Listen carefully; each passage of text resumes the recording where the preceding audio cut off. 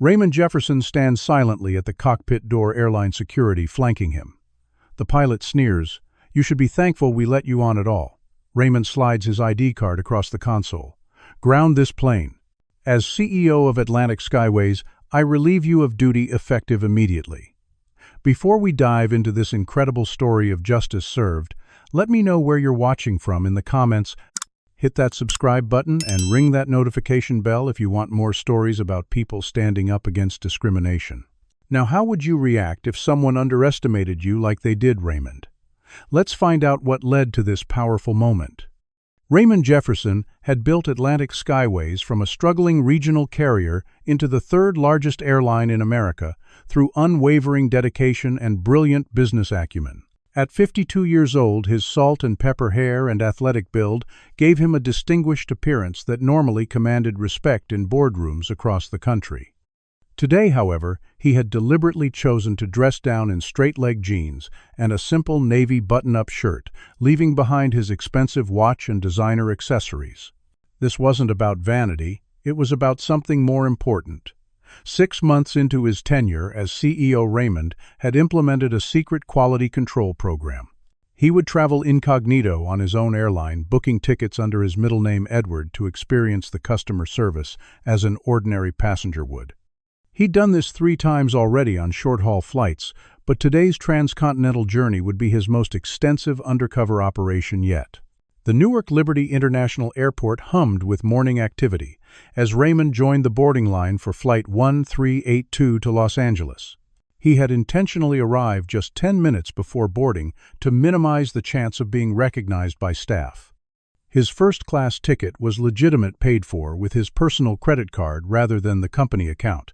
When his boarding group was called, Raymond stepped forward, boarding pass and ID in hand. The flight attendant at the gate, a white woman in her mid-30s with a name tag reading Miranda Wilson, glanced at his ticket and then at him with unmistakable suspicion. "Sir, this is the first-class boarding line," she said, her voice carrying a hint of condescension. Raymond nodded politely. "Yes, I'm aware. I have a first-class ticket." He presented his boarding pass, which clearly showed seat 14 Ampere in first class. Miranda barely glanced at it before shaking her head. "I think you're in the wrong line. Economy boarding is in 30 minutes. Raymond noticed that the white businessman ahead of him had boarded without even having his boarding pass fully examined. He kept his voice level, determined not to show the frustration building inside him. "No, my ticket is for first class. Seat 14 Ampere. He pointed to the seat assignment clearly printed on his boarding pass. Miranda's eyes narrowed as she examined the pass more carefully this time. "Just a moment," she said before calling over another flight attendant. The second attendant, a young white man with short blonde hair and a name tag reading Bryce Thompson, approached with a look of mild annoyance. "What seems to be the problem?" Miranda nodded toward Raymond. "He says he has a first-class ticket." The way she emphasized, he made it clear what the real issue was. Bryce looked at Raymond's boarding pass and then at Raymond himself, his gaze sweeping over the casual clothing. "Sir, are you sure you haven't confused your booking? First-class passengers usually receive priority check-in instructions." Raymond felt his jaw tighten but maintained his composure. "I'm quite certain. The ticket clearly shows first-class seat 14 Ampere." By now, other passengers were watching the interaction. Some had phones out recording the incident. Others looked away uncomfortably, pretending not to notice what was happening. After a prolonged examination of his ID and boarding pass, Miranda called over a supervisor who checked Raymond's identification 3 separate times before reluctantly allowing him to board. "Enjoy your flight, Mr. Jefferson," the supervisor said, with forced politeness. Raymond nodded and proceeded down the jetway, acutely aware of the eyes following him. As he entered the aircraft, he was greeted by another flight attendant who directed him toward the first-class cabin. Raymond made his way to row 14 only to find someone already sitting in his assigned seat. A white man in his 40s wearing a golf shirt and expensive watch was comfortably settled in seat 14 Ampere, typing on a laptop. "Excuse me," Raymond said politely. "I believe you're in my seat." The man barely looked up. "No, this is my seat." Raymond checked his boarding pass again, though he knew exactly what it said. "My boarding pass says 14 Ampere. Just then, Miranda appeared behind him. "Is there a problem, sir?" Her tone suggested Raymond was the one causing difficulties. "Yes, someone is sitting in my assigned seat," Raymond explained calmly. Miranda leaned over to check the other passenger's boarding pass. "Mr. Whitfield, may I see your boarding pass, please?" The man in the seat produced his boarding pass without taking his eyes off his laptop screen. Miranda glanced at it briefly. "Oh, I see the confusion. Mr. Whitfield was upgraded at the gate due to his platinum status." This was a blatant lie. Atlantic Skyways' policy required all upgrades to be processed before boarding began. Raymond knew this intimately, as he had personally approved the policy. "My ticket is for this seat," Raymond insisted. "I booked it 3 weeks ago." Miranda's smile tightened. "Well, there seems to have been a mix-up in our system. We have an available seat in economy that you can take, and we'll be happy to refund the difference. We're trying to stick to our departure schedule." The other first-class passengers studiously avoided eye contact, some raising newspapers or becoming intensely focused on their phones. None offered support or acknowledgement of the obvious injustice unfolding before them. Raymond stood his ground. "I purchased a first-class ticket. I expect to receive the service I paid for." Miranda's expression hardened. "Sir, if you continue to be disruptive, we'll have to take additional measures. We have a full flight today, and there's an available seat in economy that would work just fine for you." Raymond understood what was happening all too well. Throughout his rise in corporate America, he had encountered this type of treatment countless times. The assumption that he didn't belong in premium spaces, the extra scrutiny, the suggestions that he should be grateful for whatever accommodation was offered, even if it was less than what he had rightfully purchased. But today was different. Today he wasn't just any passenger. He was the CEO conducting an official inspection of his airline's service quality. And what he was witnessing was failing every standard he had established. The tension in the first-class cabin grew palpable as Raymond maintained his position about his rightful seat. Several minutes passed before a new figure emerged from the cockpit. Captain Gregory Walsh, a tall white man with graying temples and the confident bearing of someone used to absolute authority, approached the scene. Walsh immediately turned to the passenger occupying Raymond's seat, addressing him with warm familiarity. "Good morning, sir. Is everything all right here?" The differential tone was striking compared to how the crew had addressed Raymond. The man in seat 14, Ampere, gestured dismissively toward Raymond. "This gentleman seems to think he has my seat." Captain Walsh turned to Raymond, his expression hardening instantly. "Sir, we're trying to maintain our departure schedule. I understand there may be some confusion with your ticket, but we need to resolve this quickly." Raymond kept his voice measured and professional. "There's no confusion, Captain. My boarding pass clearly indicates seat 14 Ampere in first class. I purchased this ticket 3 weeks ago." The captain barely glanced at the boarding pass Raymond held out. "Look, the boarding agents sometimes make mistakes. Why don't you take the available economy seat for now, and our customer service team can sort this out after we land in Los Angeles?" Raymond shook his head. "That's not acceptable. I paid for first class, and that's the service I expect to receive." Captain Walsh's jaw tightened. "Sir, are you certain you're reading your ticket correctly?" The condescension in his voice was unmistakable. "Perhaps you're not familiar with our boarding procedures." Raymond had spent decades in corporate environments where his intelligence and competence were constantly questioned because of his race. He recognized the pattern immediately. "I fly first class frequently, Captain. I'm a platinum member of your airline's loyalty program. I understand perfectly how boarding works." This revelation seemed to surprise the captain, who clearly hadn't expected Raymond to be a frequent premium flyer. His eyes narrowed skeptically. "And how exactly did you book this ticket?" The implication was clear. He suspected Raymond had obtained the ticket improperly. From the corner of his eye, Raymond noticed a black flight attendant watching the interaction from the galley. Her name tag read Jasmine Morris, and there was a flash of recognition in her eyes quickly concealed. She had likely seen his photo in company communications. She stood frozen, clearly torn between intervening and protecting her job. Raymond turned his attention back to Captain Walsh. "I booked it through your airline's website using my frequent flyer account and paid with my personal credit card." Is there a specific reason you're questioning the legitimacy of my purchase? The captain's expression darkened. Sir, I'm simply trying to resolve this situation efficiently. First class has certain standards, and we need to ensure that all passengers will be comfortable. The racist undertone was barely concealed. Raymond wasn't dressed appropriately for first class in the captain's estimation, and his presence might make other passengers uncomfortable. Before Raymond could respond, another white passenger arrived late to the first-class cabin. Despite the crew's earlier insistence about maintaining the departure schedule, Miranda immediately cleared space for this passenger's luggage and helped him to his seat, offering a pre-departure beverage. The contrast in treatment was stark and undeniable. Raymond had faced enough. He quietly took out his phone and began recording the interaction. I'm documenting this situation for quality assurance purposes, he explained calmly. Captain Walsh's face flushed with anger. Sir, unauthorized recording is against airline policy. You need to put that phone away immediately. Raymond kept the camera rolling. There's no such policy at Atlantic Skyways. Passengers are permitted to record their experiences as long as they don't interfere with crew member duties or compromise safety. The captain was momentarily taken aback by Raymond's knowledge of company policy. His eyes narrowed suspiciously. I'm the captain of this aircraft and I determine what constitutes a safety concern.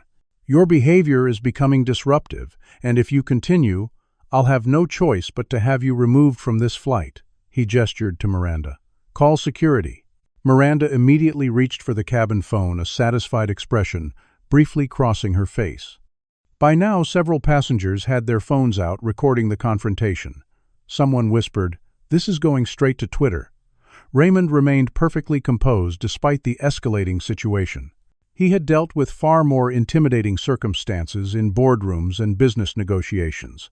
Captain Walsh's attempt at intimidation was transparent and ineffective.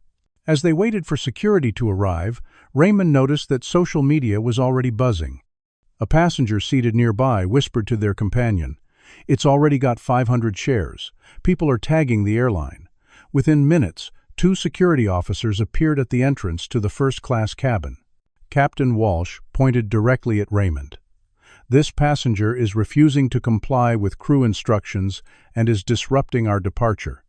He needs to be removed from the aircraft." The security officers approached Raymond with caution. One of them, an older black man, seemed particularly uncomfortable with the situation. "Sir, we need you to come with us," he said, his tone professional but sympathetic. Before Raymond could respond, something unexpected happened. Jasmine Morris, the black flight attendant who had been watching silently from the galley, stepped forward. "Excuse me, Captain Walsh," she said, her voice slightly trembling but determined. "I believe there's been a misunderstanding." She turned toward Raymond and addressed him directly. "Mr. Jefferson, isn't it—" A hush fell over the first-class cabin. Miranda and Bryce exchanged confused glances. Captain Walsh's expression flickered between confusion and suspicion. "You know this passenger?" he demanded. Jasmine nodded but didn't elaborate further clearly, leaving it to Raymond to reveal as much or as little as he chose. The power dynamic in the cabin had suddenly shifted. Raymond maintained his composure, though he felt a surge of respect for Jasmine's courage. She had put her job on the line by acknowledging his identity. The security officers hesitated, sensing that the situation had changed. Raymond decided it was time to take control. "I'd like everyone's employee IDs, please," he said, calmly but firmly. For the record, the atmosphere in the first-class cabin transformed instantly at Raymond's request for employee identification. Captain Walsh's authoritative demeanor faltered momentarily before he reasserted himself with visible indignation. "That won't be necessary," he said dismissively. "Security, please remove this passenger." The security officers exchanged uncomfortable glances, clearly sensing that something unusual was unfolding.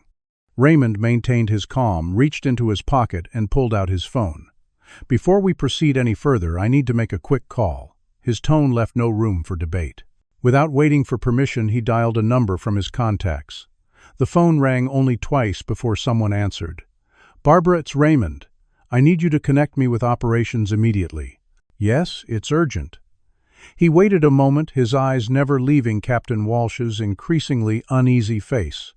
"Michael, This is Raymond Jefferson. I'm currently on flight 1382 at Newark.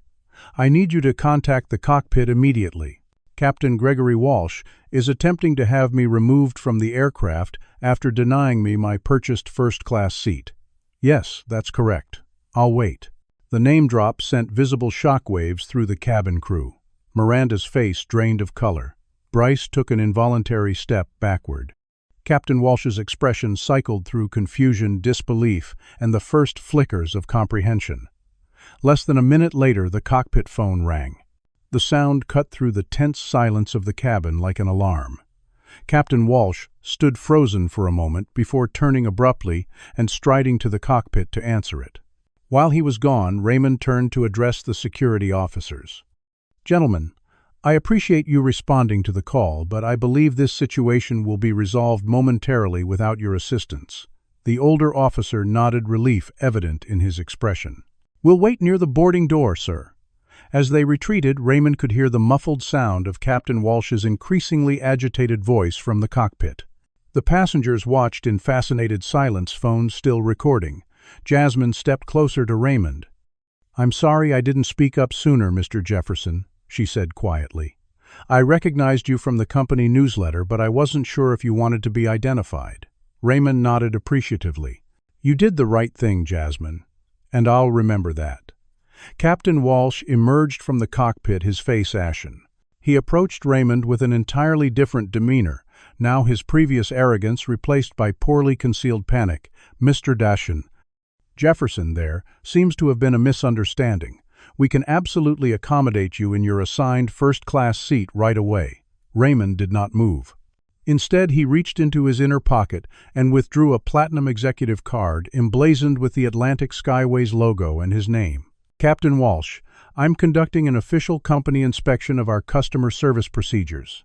Based on what I've witnessed so far, we have significant issues to address." The revelation sent another shockwave through the cabin. The passenger occupying Raymond's seat hurriedly gathered his belongings, suddenly eager to move. "I'm sorry, I had no idea. They told me I was being upgraded." Raymond nodded. "And what's your name, sir?" The man swallowed nervously. "Thomas Whitfield." Raymond made a mental note. "Mr. Whitfield, I'll need to speak with you later about exactly what you were told during boarding." Captain Walsh attempted to salvage the situation. "Mr. Jefferson, if you'd like to continue your journey, we can depart immediately. Your seat is available now." Raymond shook his head. "This flight isn't going anywhere yet, Captain. We have some serious matters to address first." He turned to address the other passengers. "Ladies and gentlemen, I apologize for the delay. I'm Raymond Jefferson, CEO of Atlantic Skyways. Today I've witnessed conduct that falls far below our company standards. I need to investigate this situation thoroughly before we proceed." The passengers' reactions were mixed. Some looked annoyed at the further delay, while others seemed fascinated by the unfolding drama. A few nodded in approval, clearly having witnessed the discriminatory treatment Raymond had received. Raymond turned back to Captain Walsh. "I need the complete passenger manifest and all booking records for this flight immediately." Walsh's jaw tightened, but he nodded stiffly and dispatched Bryce to retrieve the documents. Have you ever been in a situation where someone completely underestimated you, only to be shocked when they discovered who you really were? Comment number 1. If you've experienced that satisfaction of proving someone wrong who judged you unfairly, hit that like button if you're enjoying seeing justice unfold in real time, and subscribe to see more stories of people standing up against discrimination. What do you think will happen next? Will Raymond find even more evidence of discrimination beyond his own experience? Let's continue this powerful story and find out just how deep this problem goes. Within 20 minutes of Raymond's revelation, the atmosphere on Flight 1382 had transformed completely.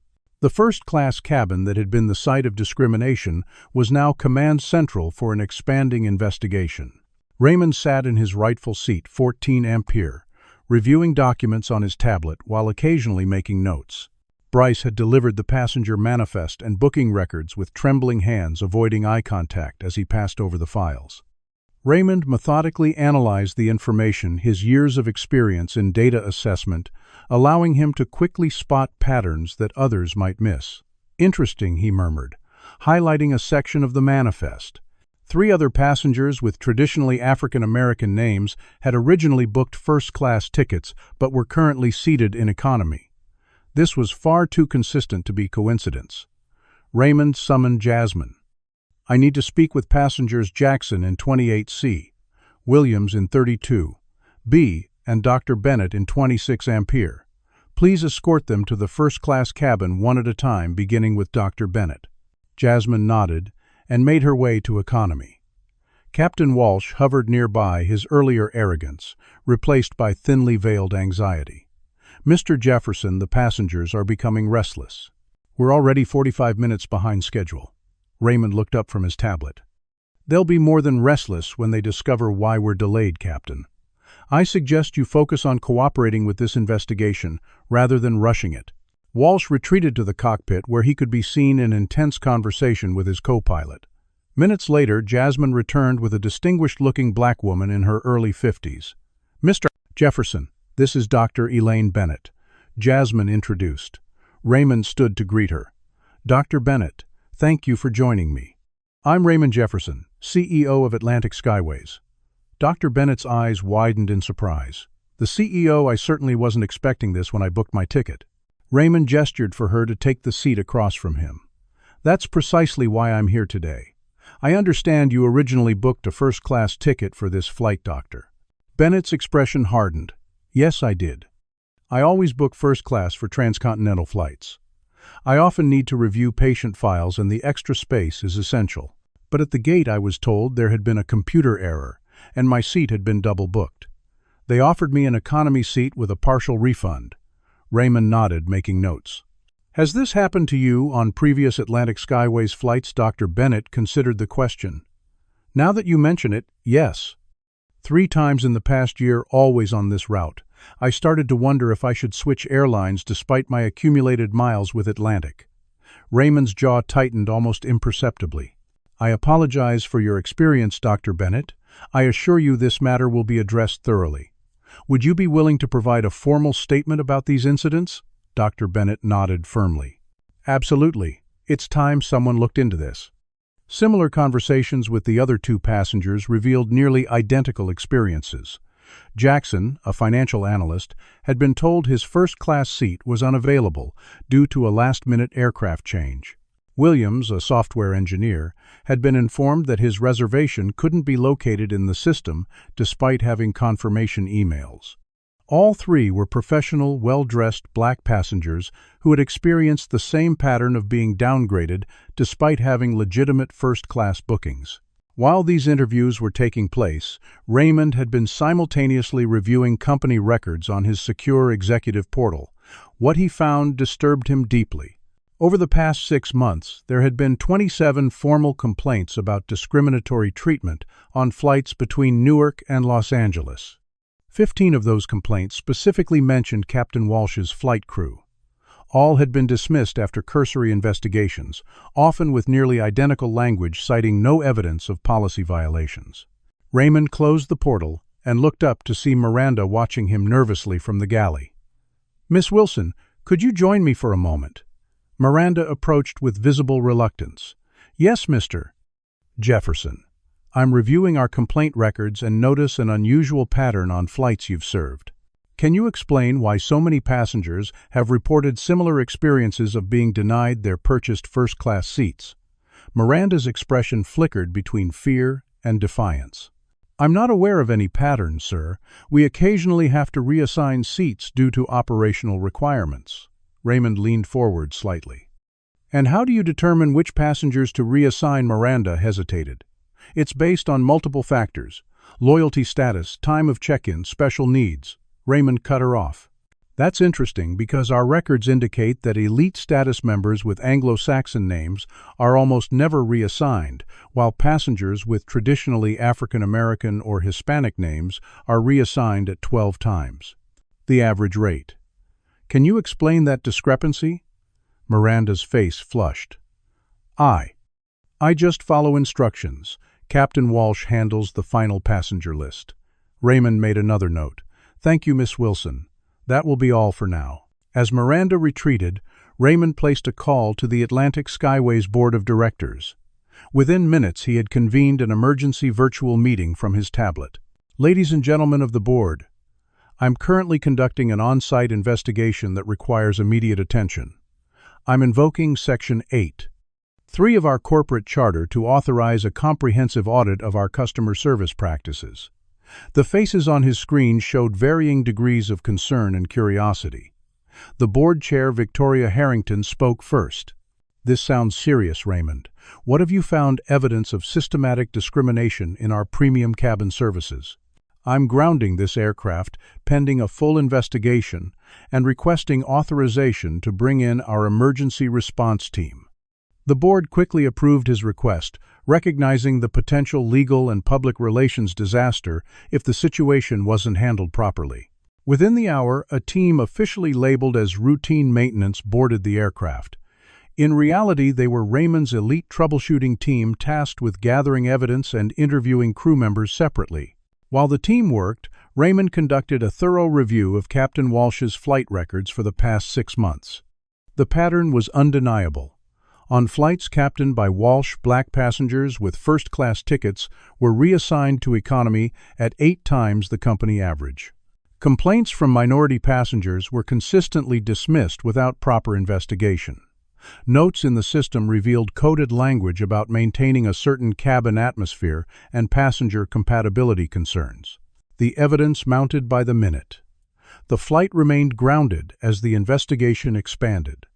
Some passengers had begun to grumble about the delay, while others seemed captivated by the unfolding drama. Atlantic Skyways representatives had boarded to offer food vouchers and compensation, but most passengers seemed more interested in watching Raymond work.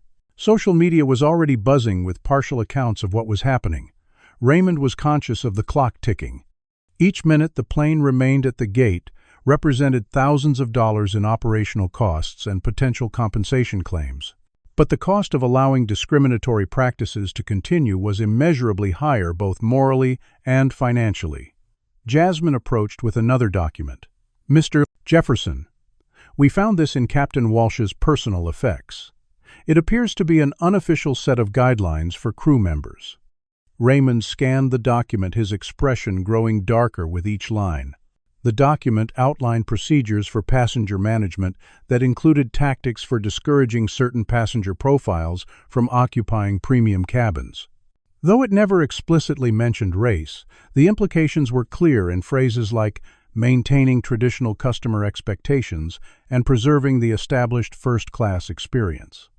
Raymond looked up from the document to find Jasmine watching him anxiously. "Will there be consequences?" she asked quietly. Raymond nodded. "Severe ones. For everyone involved in this." He turned his attention back to the first-class cabin where the passenger who had originally occupied his seat, Thomas Whitfield, was still sitting in his reassigned seat, looking increasingly uncomfortable. "Mr. W.W., Whitfield," Raymond called. "I'd like to speak with you now." As Whitfield approached, Raymond noticed his expensive watch and custom-tailored shirt. The type of passenger Captain Walsh and his crew deemed appropriate for first class. "Mr. C's. Whitfield, can you tell me exactly what happened during boarding?" Whitfield shifted nervously. "I arrived at the gate and the attendant, Miss Wilson, I believe, pulled me aside. She said they had an available upgrade to first class if I was interested. I assumed it was because of my frequent flyer status, though I'm only gold, not platinum." Raymond nodded. "And did she mention that the seat was already assigned to another passenger?" Whitfield looked down. "She said something about a seating adjustment being necessary. I didn't ask questions. I should have, and I apologize." Raymond studied him for a moment. "Thank you for your honesty, Mr. Whitfield."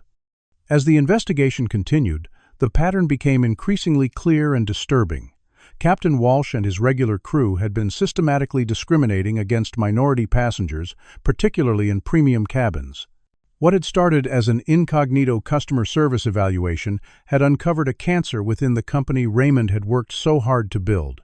He gazed out the window at the tarmac, the weight of what he'd discovered settling heavily on his shoulders.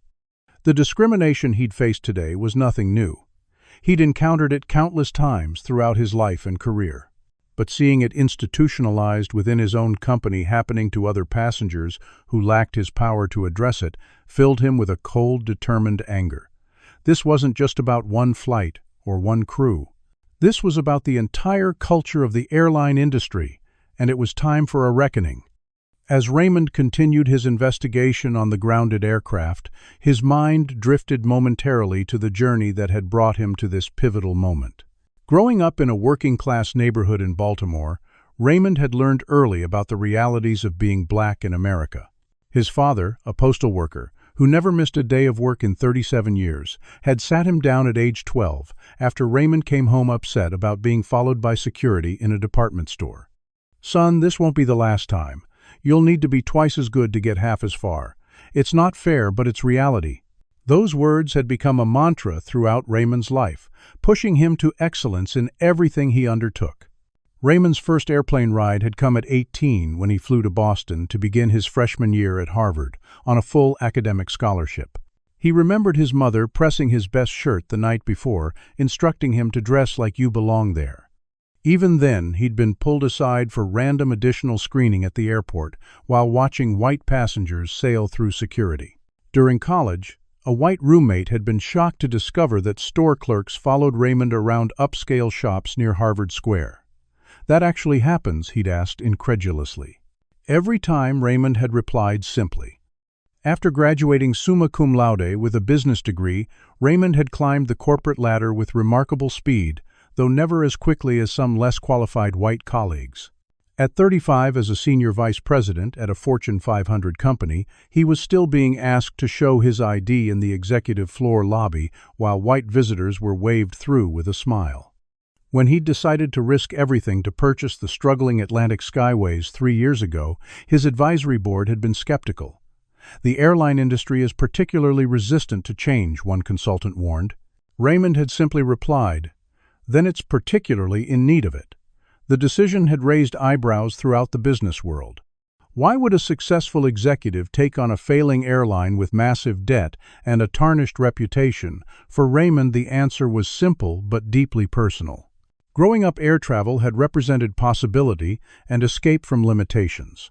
The idea of transforming an airline into a truly equitable transportation company, one that respected the dignity of all passengers, had become his passion.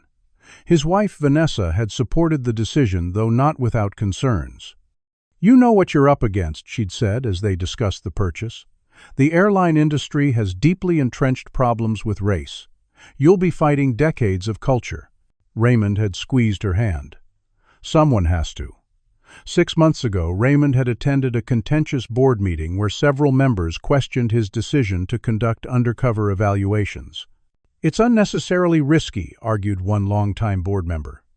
"What if you're recognized? It could undermine your authority." Raymond had been firm. "I need to experience our service as our customers do. Reports and surveys only tell part of the story." What he hadn't explicitly stated was his suspicion that minority passengers were receiving different treatment. He needed to see it firsthand. Just last week, his 15-year-old son, Marcus, had come home upset after being asked to prove he lived in their affluent neighborhood by a security guard. Over dinner, Marcus had asked a question that pierced Raymond's heart. "Dad, do you ever just pretend not to notice? Just to make life easier?" Raymond had put down his fork and looked his son in the eyes. "There was a time when I did, when I thought success meant playing small sometimes, not making waves. But I promised myself I'd never compromise my dignity that way again, and I want you to make the same promise." Marcus had nodded, slowly absorbing his father's words. Later that night, Vanessa had expressed her fears. "I'm proud of what you told him," she'd said as they prepared for bed, "but I also worry. Standing up has consequences." Raymond had pulled her close. "So does staying silent." This morning, as he'd dressed in casual clothes for his undercover flight, Raymond had received a call from his mentor, William Parker, the first black executive in the airline industry. "Be careful today," William had said, somehow sensing Raymond's plans. "The industry closes ranks quickly when threatened. If you find what I think you might find, there will be powerful people who want you to let it go." Raymond had paused before responding. "Some battles choose you, William. You taught me that." Now, sitting in the first-class seat he'd had to fight for, Raymond felt the weight of this unexpected battle. What had begun as a routine quality control exercise had exposed a deeply rooted system of discrimination that affected countless passengers. The personal cost of confronting this issue would be significant. He already knew that certain board members would argue for handling the matter quietly, for settlements with NDAs, for solutions that protected the company's reputation without addressing the underlying cancer. Raymond's phone buzzed with a text from Vanessa, seeing reports of a situation on your flight. "Are you okay?" He texted back, "I'm fine. Found what we suspected. We'll call later." Her reply was immediate. "Do what needs to be done. We're with you." Raymond slipped the phone back into his pocket and returned his attention to the documentation accumulating before him. The evidence was damning. This wasn't just about one crew or one flight. The problem was systemic, with implications throughout the entire airline. As he reviewed another complaint that had been summarily dismissed, Raymond thought about all the passengers who had experienced discrimination but lacked the power to address it. People like Dr. Bennett, who had simply started considering switching airlines rather than fighting a system designed to dismiss her complaints. People like his father, who had taught him to work twice as hard while accepting half the recognition. People like his son, already wondering if it might be easier to simply not notice the injustices he faced. Raymond straightened his shoulders, a new resolve hardening within him. This wasn't just about airline seats anymore. This was about human dignity. About whether spaces labeled first class were truly meant for all who could afford them, or whether invisible barriers still determined who belonged. Captain Walsh emerged from the cockpit, his earlier arrogance now replaced by barely concealed hostility. "Mr. Jefferson, we need to discuss getting this flight back on schedule. The passengers have been delayed for over 2 hours now." Raymond looked up calmly. "Captain Walsh, I've reviewed your flight records for the past 6 months. Would you care to explain why black passengers with first-class tickets are downgraded on your flights at 8 times the company average?" Walsh's face reddened. "That's a ridiculous accusation. Seating adjustments are made based on operational factors, not race." Raymond held up the unofficial passenger management guidelines found among Walsh's belongings. "And this document, the one that outlines how to discourage certain passenger profiles from premium cabins while maintaining plausible deniability." Walsh's expression flickered between shock and fury. "That's private property. You have no right." Raymond cut him off. "I have every right. As CEO of this airline, I have not only the right but the responsibility to investigate discrimination on our flights. Captain Walsh, consider yourself suspended effective immediately. You will not be flying this aircraft today." Walsh's face contorted with anger. "You can't do that. The pilots' union will." "The pilots' union will receive a complete report of my findings," Raymond interrupted, "including evidence that you've been systematically violating not only company policy but federal anti-discrimination laws. I suggest you consider your next words very carefully, Captain." For a moment, Walsh looked as though he might continue arguing, but something in Raymond's unwavering gaze stopped him. Without another word, he turned and strode back to the cockpit. Raymond turned to Jasmine. "Please inform the passengers that we'll be bringing in a replacement flight crew. The delay will be approximately 1 more hour." As Jasmine moved to make the announcement, Raymond gazed out the window at the busy tarmac. Aircraft taxied past, each carrying hundreds of passengers with their own stories, their own experiences. How many had felt the sting of discrimination, but lacked the power to address it? How many had simply accepted the indignities as the price of existing in spaces where others felt they didn't belong? Raymond thought again of his son's question. Do you ever just pretend not to notice? Today, he had not only noticed, but had used his position to take action. Yet he knew that for every instance of discrimination that was challenged, countless others went unaddressed. The system was designed to exhaust those who fought it, to make the personal cost of resistance so high that acceptance seemed the only reasonable option. Raymond's phone buzzed again. A text from his board chair, PR nightmare brewing. Social media exploding with partial accounts. Need statement ASAP. Raymond typed his reply, preparing comprehensive response. Will not minimize or excuse what happened. This is a watershed moment for the company. The response came swiftly. Careful. Legal implications enormous. Raymond put the phone away without replying. The legal implications were indeed enormous, but the moral implications of inaction were far greater. He thought of all the passengers who had filed complaints only to have them dismissed. Of Dr.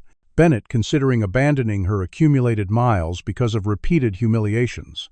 Of his own father who had taught him to work within an unfair system because challenging it seemed impossible. Perhaps it was time to prove that assumption wrong. Perhaps it was time to show his son that standing up despite the personal cost was not only necessary but possible. Raymond turned back to the growing stack of evidence before him, his resolve strengthening with each documented instance of discrimination.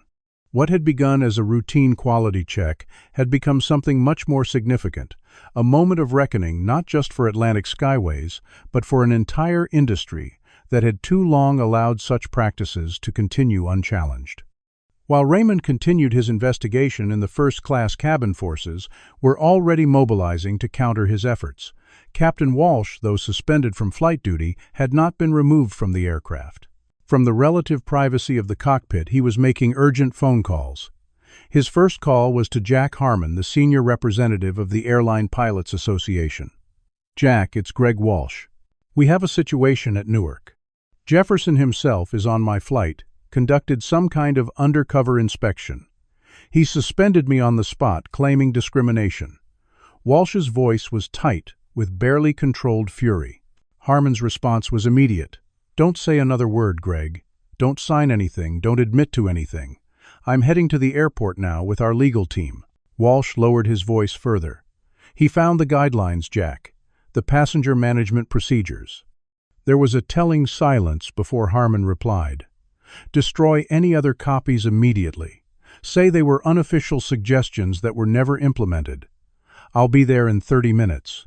Throughout the aircraft, similar resistance was forming. Miranda Wilson had retreated to the rear galley where she was huddled with several other flight attendants. He can't just come in here and start making accusations, she hissed. We followed standard procedures for passenger management. Bryce Thompson looked less certain. But you saw the evidence he's gathering. The pattern is pretty clear when you see all the numbers together. Miranda shot him a warning look. Whose side are you on?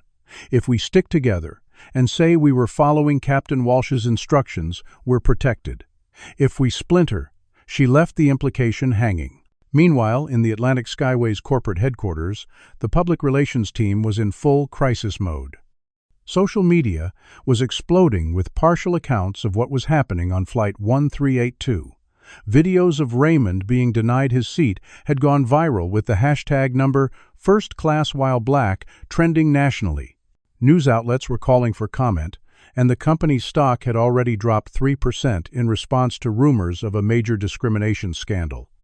Barbara Chen, the airline's chief communications officer, was frantically working to craft a statement that would minimize damage without committing the company to any specific action.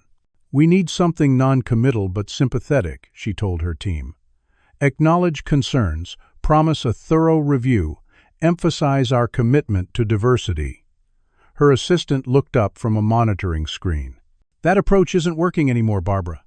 People are demanding concrete action, not corporate speak, and Jefferson himself is involved directly. We can't get out ahead of the CEO. Barbara's phone rang. It was Victoria Harrington, the board chair.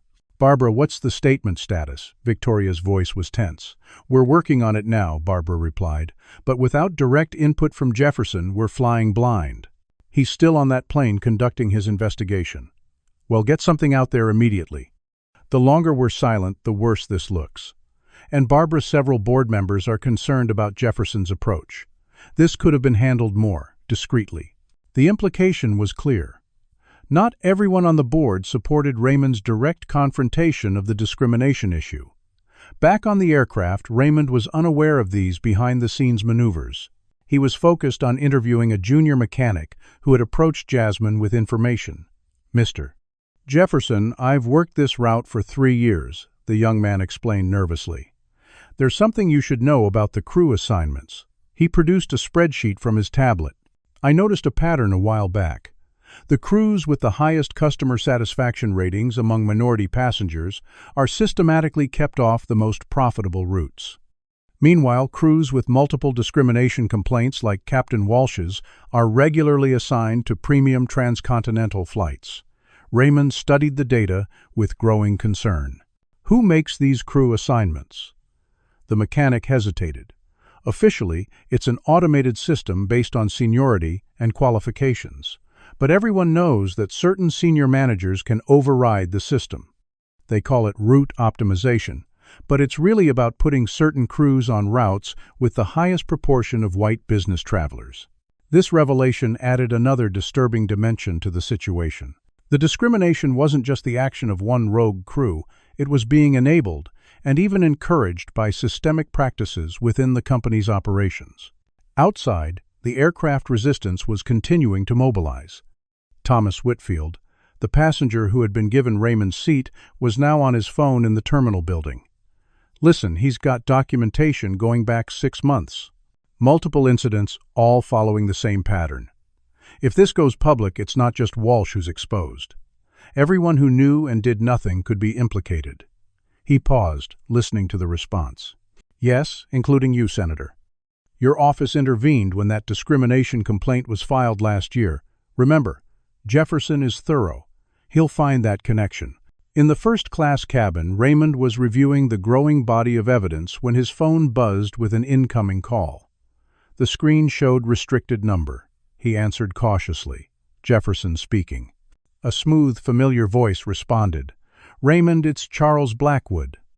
Blackwood was one of Atlantic Skyways' largest investors and a powerful figure in the airline industry.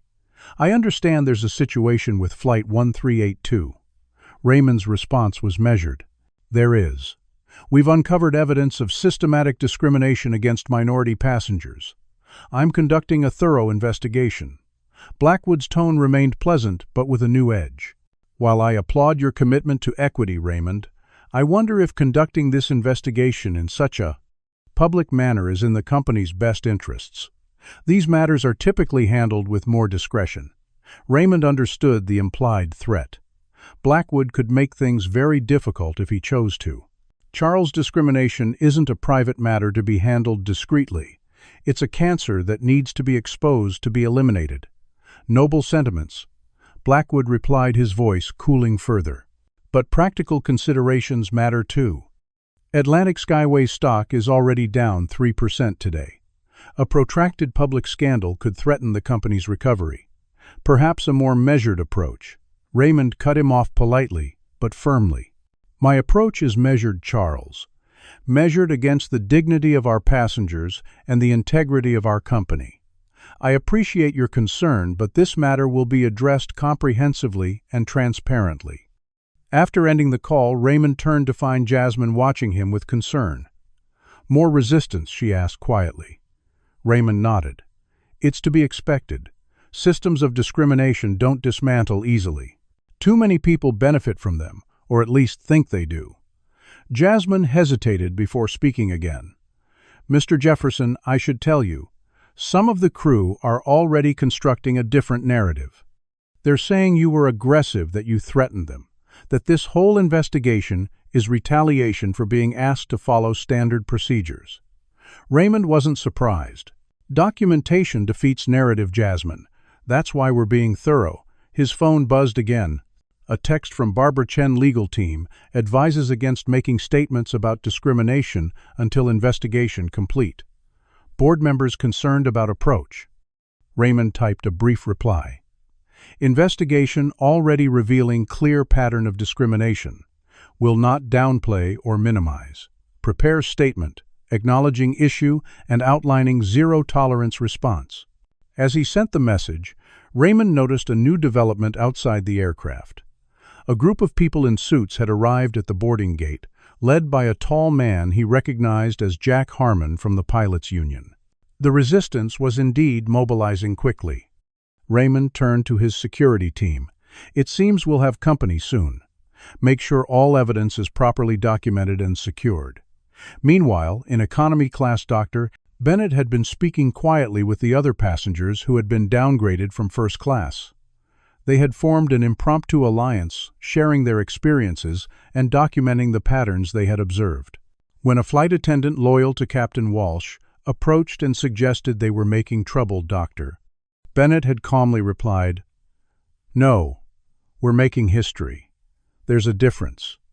On social media, the story continued to expand. Former Atlantic Skyways employees were coming forward with additional accounts of discriminatory practices. One former flight attendant posted, "I was fired after reporting similar incidents last year. They claimed performance issues, but it happened right after I filed a complaint about passenger treatment." The post was shared thousands of times within minutes. Back in the terminal news, vans had begun to arrive. The story was breaking nationally, with early headlines focusing on the dramatic image of an airline CEO being denied his own first-class seat due to racial discrimination. As the pressure mounted from all sides, Raymond remained focused on the systematic collection of evidence. He knew that the forces arrayed against him were powerful and determined. Industry leaders, board members, investors, and union representatives were all working to contain the situation, to frame it as an isolated incident rather than a systemic problem. The question that keeps echoing through our minds is simple yet profound. How often does this happen to people without Raymond's power and position? Comment number 1. If you believe this type of discrimination is still widespread in America today, hit the like button if you're inspired by Raymond's courage in standing firm despite the growing resistance. Subscribe if you want to see more stories about people challenging systemic injustice. Now, as powerful forces mobilize against Raymond, will they succeed in burying the truth? Or will this moment become a turning point, not just for one airline, but for an entire industry? Let's continue this incredible journey. By late afternoon, what had begun as a routine flight had transformed into a national conversation about race privilege and accountability in corporate America. Outside Newark Liberty International Airport, a crowd of reporters had gathered their satellite trucks, forming a semicircle near Terminal C. Inside the still-grounded Atlantic Skyways Flight 1382, Raymond Jefferson continued his methodical investigation, aware that the evidence he was gathering would have implications far beyond one flight or even one airline. Social media had exploded, with the hashtag #FirstClassWhileBlack, which was trending #1 nationally. Black executives from across industries were sharing their own experiences of being questioned, challenged, or denied service despite their credentials and accomplishments. One viral tweet from a prominent black surgeon read, "Congratulations to Raymond Jefferson for doing what many of us have wanted to do for years." The constant need to prove we belong in premium spaces is exhausting. The Atlantic Skyways public relations team had finally released a statement, though it was clearly not the one Raymond had requested. Atlantic Skyways is aware of a situation involving CEO Raymond Jefferson on Flight 1382. We take all concerns about our service seriously and are conducting a thorough review. We are committed to providing excellent service to all passengers and will address any identified issues promptly. The carefully worded non-statement had only fueled public outrage, with commentators pointing out its failure to specifically acknowledge discrimination. Raymond's phone had been buzzing constantly with calls from board members, industry contacts, and media outlets. He had instructed his assistant to decline all interview requests until his investigation was complete, focusing instead on the task at hand. The evidence he had gathered was damning. Beyond the immediate incident of being denied his rightful seat, Raymond had uncovered a pattern of systematic discrimination that extended throughout multiple levels of the company. The crew assignment data was particularly troubling. Analysis revealed that flights on the most profitable routes, those favored by business travelers paying premium fares, were disproportionately staffed by crews with the lowest diversity and inclusion training scores. Meanwhile, crews with higher ratings for equitable treatment were routinely assigned to less prestigious routes with lower profit margins. This suggested an intentional strategy rather than coincidental bias. Raymond had also discovered an unofficial but widely understood practice of passenger management that included tactics for discouraging certain customers from premium cabins while maintaining plausible deniability. Training materials never explicitly mentioned race, but used coded language about maintaining cabin atmosphere and passenger compatibility that in practice resulted in discriminatory outcomes. Perhaps most disturbing was the revelation about complaint handling. Of the 173 discrimination complaints filed by minority passengers in the past year, not a single one had resulted in disciplinary action or policy changes. Many had been dismissed with nearly identical language, citing no evidence of policy violations despite substantial documentation provided by passengers. The pattern was clear. Atlantic Skyways had systems in place that effectively ensured discrimination complaints would never lead to meaningful action. Outside the aircraft, the situation continued to escalate. Jack Harmon, the pilots' union representative, had held an impromptu press conference defending Captain Walsh. Captain Walsh is a decorated pilot with 27 years of unblemished service, Harmon declared to the assembled reporters. These accusations of discrimination are unfounded and represent an unprecedented attack on the professionalism of our pilots. What Harmon failed to mention was Walsh's history of passenger complaints, all of which had been buried under the airline's ineffective investigation procedures. Inside the terminal, Thomas Whitfield, the passenger who had been given Raymond's seat, was giving his own unauthorized interview to a cable news reporter. "I was just following the flight attendant's instructions," he insisted, portraying himself as an innocent bystander rather than a beneficiary of the discriminatory system. "I had no idea there was any issue with the seating assignments." Meanwhile, in the first-class cabin, Raymond was interviewing the flight crew, individually documenting their accounts. Many initially attempted to present the incident as a simple misunderstanding, but when confronted with the pattern of evidence, several began to acknowledge the systemic nature of the problem. Bryce Thompson, the young flight attendant who had initially supported Captain Walsh's actions, broke down during his interview. "It's how we were trained, not officially, but through observation," he admitted. The senior crew members would point out passengers of concern during pre-flight briefings. They never explicitly mentioned race, but it was always understood who they meant. In economy class, Dr. Bennett had organized the other downgraded passengers into a powerful advocacy group. Together, they had drafted a joint statement detailing their experiences and demanding structural changes to airline policies. News of their coalition had spread throughout the aircraft, and other passengers had begun approaching them with their own stories and observations. What had started as Raymond's individual stand was evolving into a collective movement for accountability. As the afternoon wore on, Atlantic Skyways stock continued to fall, dropping a total of 7% by market close. Investors were clearly concerned about both the immediate public relations damage and the potential for lawsuits and regulatory action. The Department of Transportation had issued a statement announcing a preliminary investigation into discriminatory practices in the airline industry, citing the Atlantic Skyways incident as a catalyst. Raymond's phone buzzed with a text from his wife. "Your stand is making a difference already. Marcus just showed me dozens of messages from his friends saying, 'You're their hero.'" The personal note reminded Raymond of the real stakes in this fight. It wasn't just about corporate policies or legal compliance. It was about human dignity and the world his son would inherit. Would it be one where he would still need to be twice as good to get half as far, or could this moment help bend the arc toward justice? Outside the aircraft, resistance to Raymond's investigation continued to grow. Industry leaders had begun closing ranks, suggesting that his methods were inappropriate and potentially damaging to the entire airline sector. Several board members had called an emergency meeting without Raymond's knowledge, discussing options for containing the situation. Some were even floating the possibility of asking for his resignation, arguing that his handling of the matter demonstrated poor judgment.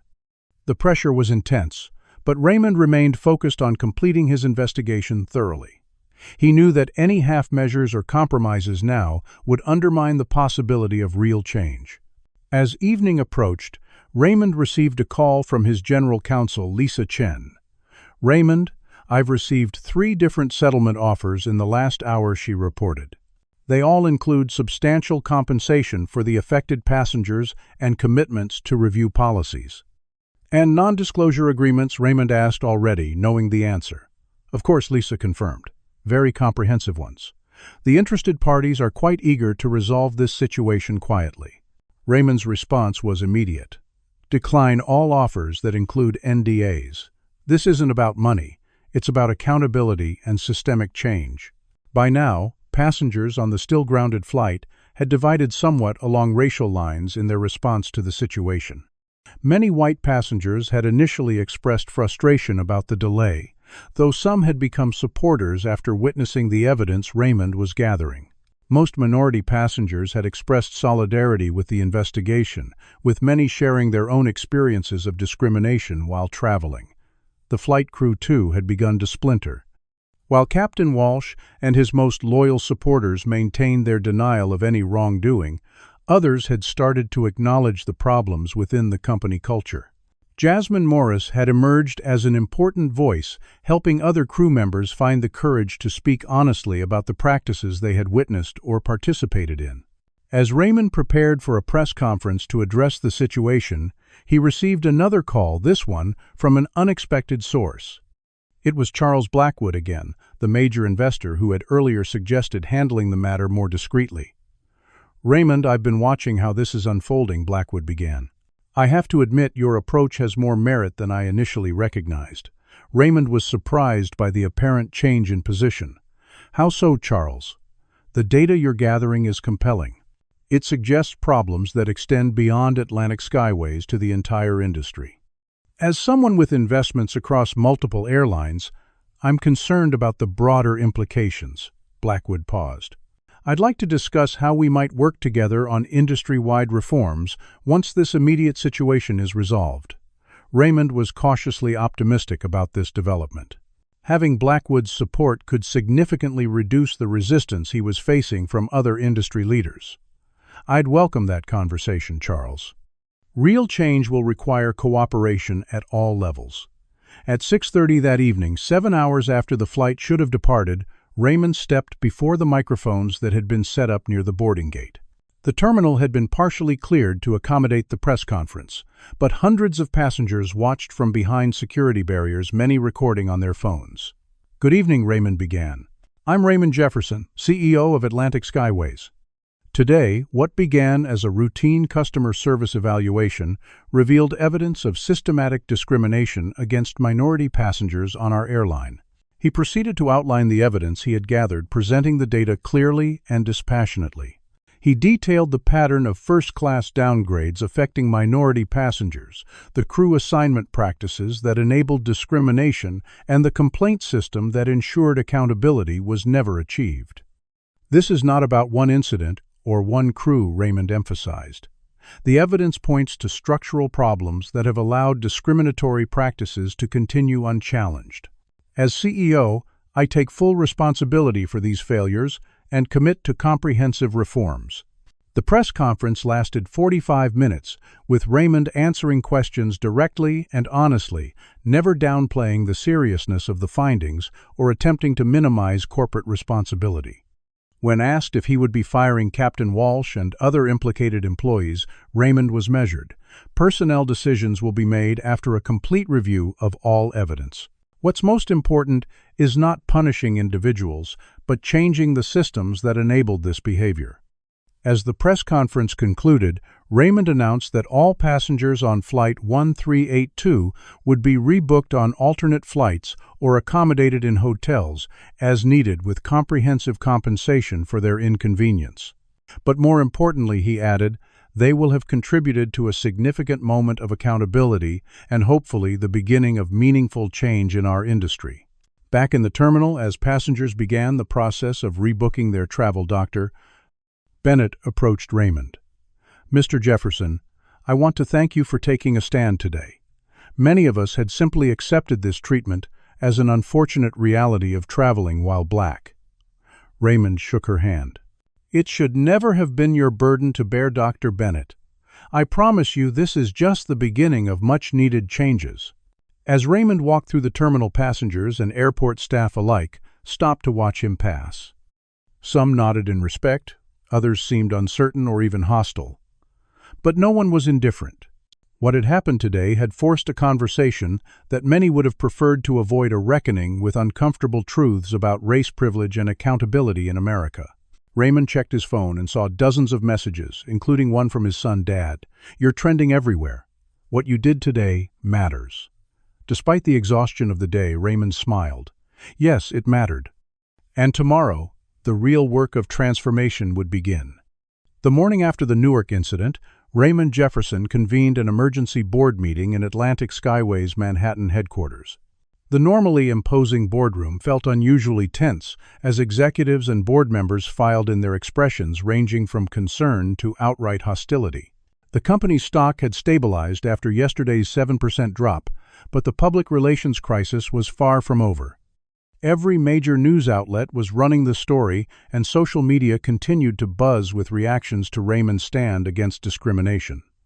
As the last board member took his seat, Raymond stood at the head of the table. "Thank you all for coming on such short notice. Before we begin, I want to be clear. What happened yesterday was not an isolated incident. It was a symptom of systematic problems within our company culture and policies." He gestured to his assistant, who distributed comprehensive folders to everyone present. "These materials contain the evidence I gathered yesterday, along with additional data from our internal systems that confirms a pattern of discriminatory practices." Victoria Harrington, the board chair, flipped through the documents with a deepening frown. "Raymond, while these allegations are concerning, I'm troubled by the way you've handled this situation. Going public before a thorough internal review could expose the company to significant legal liability." Several board members nodded in agreement. Raymond had anticipated this response. With respect, Victoria internal reviews have consistently failed to address these issues. In the past year alone, 173 discrimination complaints were filed by minority passengers. Not a single one resulted in policy changes or disciplinary action. He turned to the financial section of the report. "And now I'd like to draw your attention to the financial implications of these practices." This caught the board's full attention. Raymond proceeded to present a detailed analysis showing the lost revenue from minority business travelers who had chosen competitors after negative experiences with Atlantic Skyways. The data was stark. An estimated $68 million in annual revenue loss could be directly attributed to the company's reputation for discriminatory treatment.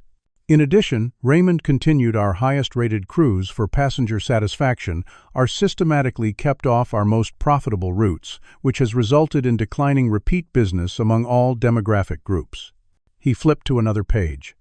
"When we factor in the cost of potential lawsuits, regulatory penalties, and further reputation damage, continuing these practices isn't just morally wrong, it's financially unsustainable." The room fell silent as board members absorbed the implications. Charles Blackwood, who had called Raymond the previous evening, was the first to speak. "These numbers are compelling, Raymond. But what's your proposed solution?" "The changes required would be extensive and potentially disruptive." Raymond nodded. "They would indeed, and they're absolutely necessary." He outlined a comprehensive transformation plan that included complete retraining of all customer-facing staff, a transparent promotion system, a new independent review board for discrimination complaints, and a dignity guarantee policy that would provide significant compensation to any passenger who experienced discriminatory treatment. Additionally, Raymond continued, "I propose publishing quarterly reports on passenger demographics in premium cabins versus economy broken down by route. Complete transparency is the only way to ensure accountability." The board's reaction was mixed. Some members, particularly the newer appointments, seemed receptive to the bold approach. Others, including several industry veterans, appeared deeply skeptical. "This level of transparency is unprecedented in the airline industry," argued Jonathan Weiss, a longtime board member. "Our competitors would never agree to similar measures. We'd be putting ourselves at a significant disadvantage." Raymond's response was firm. "Then we'll set the standard they'll eventually have to meet." The world is changing, Jonathan. Companies that resist that change will be left behind. Victoria attempted to steer the conversation toward a more moderate approach. Perhaps we could implement some of these changes gradually after conducting additional research and focus groups. Raymond interrupted something he rarely did. Victoria, I respect your concern for careful process, but we have all the data we need. The question now is whether we have the courage to act on it. He looked around the table. Let me be clear, if this board blocks meaningful reform, I'm prepared to release all the evidence I've gathered directly to the public and regulatory agencies. The implied threat hung in the air. As CEO, Raymond had access to information that could potentially trigger investigations into multiple levels of the company's operations. Several board members shifted uncomfortably in their seats. Charles Blackwood broke the tension. I believe Raymond's approach has merit. As uncomfortable as this situation is, it presents an opportunity for Atlantic Skyways to position itself as an industry leader in equitable service. He looked around the table. The first company to address these issues comprehensively will gain significant advantage as consumer awareness increases. The discussion continued for nearly 3 hours, with arguments becoming heated at times. Eventually, a consensus began to emerge. The financial implications of continuing discriminatory practices, combined with the public relations disaster that would result from opposing Raymond's reforms, made the transformation plan the only viable path forward. By early afternoon, the board had approved Raymond's proposals with only minor modifications. The vote wasn't unanimous, but it was sufficient. As the meeting concluded, Victoria pulled Raymond aside. You took an enormous risk, Raymond. If this doesn't work... Raymond met her gaze steadily. It will work, Victoria. Not just for our bottom line, but for our passengers and employees. Dignity shouldn't be a luxury item available only to some. While the board meeting was taking place, other significant developments were unfolding. Captain Gregory Walsh and the implicated crew members had been placed on administrative leave, pending a full investigation. Walsh had given several interviews to sympathetic media outlets, portraying himself as a victim of political correctness and corporate politics. I've served this airline faithfully for 27 years, he told one interviewer. My record speaks for itself. What Walsh didn't know was that his record was indeed speaking for itself, as Raymond's team continued to uncover evidence of systematic bias in his flight operations. Meanwhile, Jasmine Morris had been appointed to head a newly created passenger advocacy department. Her first task was to personally contact every passenger who had filed a discrimination complaint in the past year, offering both an apology and an invitation to participate in shaping the company's new policies. On Wall Street, analysts were divided about Atlantic Skyways' future. Some predicted that the controversy and expensive reforms would damage the company's profitability. Others suggested that the bold stance on equity could differentiate Atlantic Skyways in a crowded market, potentially attracting socially conscious consumers and corporate clients with diversity commitments. By late afternoon, Atlantic Skyways' stock had begun to recover as investors responded to the company's comprehensive reform announcements. The promised changes weren't just symbolic gestures, but structural reforms designed to transform the airline's culture from the ground up. The announcement included immediate actions. Captain Walsh and the implicated crew members were suspended pending full investigation. An independent review board comprising civil rights leaders and industry experts would be established within 30 days. The dignity guarantee policy would take effect immediately, offering significant compensation for verified incidents of discrimination, and all customer-facing staff would undergo comprehensive retraining within 60 days. These concrete steps, coupled with Raymond's personal commitment to transparency throughout the process, began to shift public perception from outrage to cautious optimism.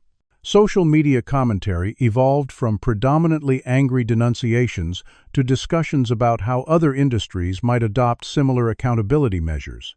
As evening approached, Raymond received word that Flight 1382 was finally ready for departure with a new crew. Though most passengers had been rebooked on other flights, some had chosen to wait for the original aircraft, partly to witness the historic moment. Raymond decided to remain on board as originally planned, completing his incognito evaluation mission despite the extraordinary circumstances that had revealed his identity. As he settled into his rightful first-class seat, Raymond reflected on the whirlwind events of the past 36 hours. What had begun as a routine quality control exercise had evolved into a potential turning point, not just for Atlantic Skyways but for the entire airline industry. The flight attendant who approached to offer a pre-departure beverage was nervous but professional. "Mr. Jefferson, can I get you anything before takeoff?" Raymond smiled reassuringly. "Just water, thank you." "And your name is Melissa Chen, sir." "Thank you for stepping in on short notice, Melissa. I appreciate your professionalism." The simple acknowledgement visibly relaxed her. As the aircraft finally pushed back from the gate nearly 30 hours behind schedule, Raymond gazed out the window at the bustling airport. The work ahead would be challenging. Resistance would continue both within the company and from industry competitors who feared being held to similar standards. Some would accuse him of overreacting, of damaging the company for a personal crusade. Others would argue that his reforms didn't go far enough. The path forward wouldn't be smooth or straight. But as the aircraft lifted into the evening sky, Raymond felt a sense of purpose stronger than any he'd experienced in his business career. This wasn't just about airline seats or corporate policies. It was about human dignity and the kind of world his son would inherit. As the captain announced their cruising altitude, Raymond opened his laptop to review the day's developments. Among the hundreds of emails was one from Dr. Bennett, the surgeon, who had been downgraded from first class on yesterday's flight. "Mr. Jefferson," she wrote, "what you did yesterday matters more than you may realize. For years I've accepted these small indignities as the cost of existing in spaces where some believe I don't belong. Yesterday you showed that accountability is possible. Thank you for standing up not just for yourself but for all of us who have silently endured." Raymond closed his eyes briefly, letting the words sink in. The true measure of success wouldn't be stock prices or press coverage, but whether passengers like Dr. Bennett could travel with the dignity and respect everyone deserved. The transformation had begun. Now the real work of sustaining it lay ahead. 6 months after the Newark incident, Raymond Jefferson stood on the stage of Atlantic Skyways' annual leadership conference. The ballroom of the Chicago Lakefront Hotel was filled to capacity with managers, executives, and crew representatives from across the company. The mood was markedly different from previous years. More diverse faces in the audience, more energy in the conversations, and a palpable sense of purpose that had been missing before. "Welcome to a new chapter in our company's history." Raymond began surveying the room. 6 months ago, we faced a moment of reckoning. Today, I'm proud to report that Atlantic Skyways has been recognized for the most improved customer satisfaction ratings among minority travelers in the industry. Applause filled the room, genuinely enthusiastic rather than the obligatory response of previous corporate gatherings. "This improvement didn't happen by accident," Raymond continued. "It happened because many of you had the courage to acknowledge uncomfortable truths and the determination to create meaningful change." He clicked to the next slide in his presentation, which showed the dramatic improvements in key metrics. Complaints about discriminatory treatment had decreased by 78%. First-class cabin demographics now closely matched the overall passenger population. Employee satisfaction scores had increased across all departments, with the most significant improvements among minority staff members. The transformation hadn't been easy. As Raymond had predicted, resistance had come from multiple directions. Captain Gregory Walsh had filed a wrongful termination lawsuit after the investigation confirmed his role in systematic discrimination. Industry competitors had initially criticized Atlantic Skyways' reforms as excessive and unnecessary. Some board members had continued to question the financial wisdom of such comprehensive changes.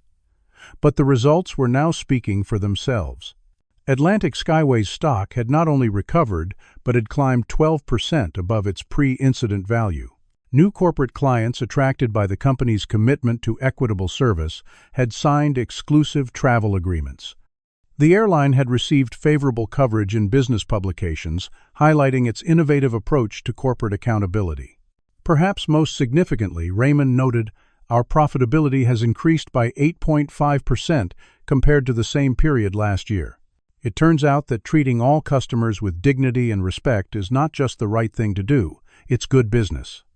He gestured toward the front row where Jasmine Morris sat alongside other key figures in the transformation effort. I want to acknowledge Jasmine Morris, whose courage in that pivotal moment 6 months ago helped spark this change. Under her leadership, our passenger advocacy program has become a model that other airlines are now studying and beginning to adopt. Jasmine stood briefly to acknowledge the applause her previous nervousness replaced by confident leadership. She had grown into her role, quickly becoming an influential voice within the company and the industry at large. Raymond clicked to his next slide. I'm also pleased to announce that Dr. Elaine Bennett has accepted our invitation to join Atlantic Skyways Board of Directors. More applause followed as Raymond explained, Dr. Bennett's experience as both a passenger affected by our previous failures and a respected medical leader gives her a valuable perspective as we continue our transformation journey. After covering additional business updates, Raymond shifted to a more reflective tone. I want to share something personal with you today. Last week, my son Marcus told me he's applying to aviation school. When I asked what inspired this decision, he said, "Dad, what you did showed me that one person can change an entire industry if they're willing to stand up when it matters." Raymond paused, visibly moved. That's the legacy I hope we're all creating together, showing the next generation that standing for dignity and justice isn't just idealistic talk. It's practical action that creates real change. He clicked to a slide showing comparative data across the airline industry. Our transparency has forced conversations throughout the sector. 3 major competitors have now implemented their own versions of our dignity guarantee. 2 have established independent review boards similar to ours. The Department of Transportation has proposed new regulations based on our disclosure standards. The transformation extended beyond Atlantic Skyways to affect the entire industry. The Jefferson method, as business schools had begun calling it, was being studied as a case study in corporate culture change and crisis management. Raymond's approach of confronting discrimination directly while implementing structural reforms was challenging conventional wisdom about how companies should handle such issues. Not everyone was pleased with these developments, of course. Captain Walsh's wrongful termination lawsuit continued, though internal documents had severely undermined his case. Industry old guards complained about excessive regulation and pandering to special interests. Some passengers accustomed to preferential treatment under the old system had taken their business elsewhere. But these voices were increasingly marginalized as the benefits of the new approach became evident. After the formal presentation concluded, Raymond mingled with attendees during the reception. A junior flight attendant approached nervously. "Mr. Jefferson, I'm Miranda Wilson." Raymond recognized her immediately as the flight attendant who had initially denied him his seat 6 months ago. "Miss Wilson, I understand you've completed our comprehensive training program." Miranda nodded, clearly uncomfortable but determined. "Yes, sir. I wanted to tell you. The training changed my perspective. I never thought of myself as biased, but looking back at my actions that day and throughout my career." She paused, gathering her thoughts. "I'm grateful for the opportunity to learn and grow, instead of just being fired. Many companies would have taken the easier path." Raymond studied her thoughtfully. "We're all capable of growth, Miss Wilson. That's why our focus has been on changing systems rather than just removing individuals. How are you finding your new role?"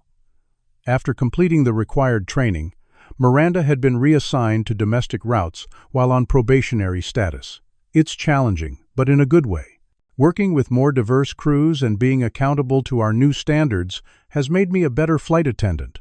Thank you for that chance." Later that evening, Raymond slipped away from the conference to attend another meeting across town. The federal discrimination hearing for Captain Walsh was in its final phases, and Raymond had decided to observe personally, though he had already provided his testimony weeks earlier. He sat quietly in the back of the hearing room as Walsh's attorney made closing arguments, claiming his client was a scapegoat for company-wide issues. The evidence suggested otherwise, and Raymond suspected the ruling would reflect that. Nevertheless, He felt it important to witness the process firsthand to understand all aspects of the transformation he had initiated. The following morning, Raymond boarded another Atlantic Skyways flight, once again traveling incognito. 6 months after his very public revelation, he found he could once again travel relatively unrecognized in casual clothing. This time, his ticket was booked under his last name, but without any executive indicators in the system. He wanted to test whether the changes were real or merely performative when the CEO might be watching.